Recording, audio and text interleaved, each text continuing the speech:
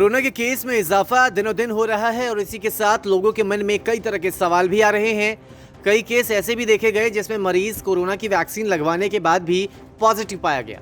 ऐसे में लोगों का भरोसा भी कोरोना के वैक्सीन से उठता हुआ दिखा और साथ ही साथ मन में ये भी सवाल आया कि आखिर वैक्सीन की अगली डोज कब लगवाई जाए।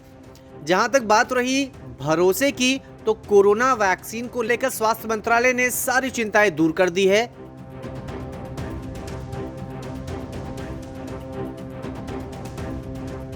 वहीं 1 मई से कोरोना वैक्सीन के तीसरे फेज की शुरुआत भी हो रही है, लेकिन ऐसे बहुत से लोग हैं जो हाल फिलहाल में कोरोना पॉजिटिव पाए गए हैं। अब उनके मन में ये सवाल आता है कि आखिर कब वो वैक्सीन लगवा सकते हैं।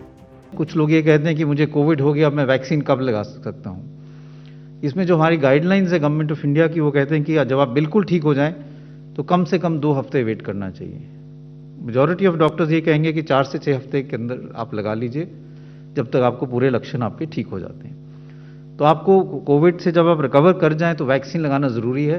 ऐसा नहीं है कि अगर आपको कोविड हो गया तो फिर से नहीं हो सकता और वैक्सीन की कोई ज़रूरत नहीं है। तमाम सवालों को लेकर स्वास्थ्य मंत्रालय की ओर से प्रेस कॉन्फ्रेंस की गई और उसमें जानकारी दी गई।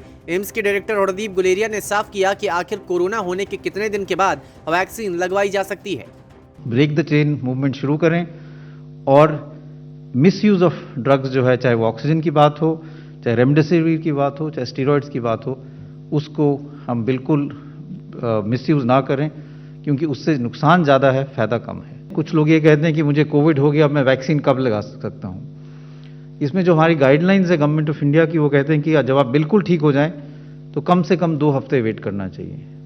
मेजॉरिटी ऑफ डॉक्टर्स ये कहेंगे कि 4 से 6 हफ्ते के अंदर आप लगा लीजिए, जब तक आपको पूरे लक्षण आपके ठीक हो जाते हैं। तो आपको कोविड से जब आप रिकवर कर जाएं तो वैक्सीन लगाना ज़रूरी है।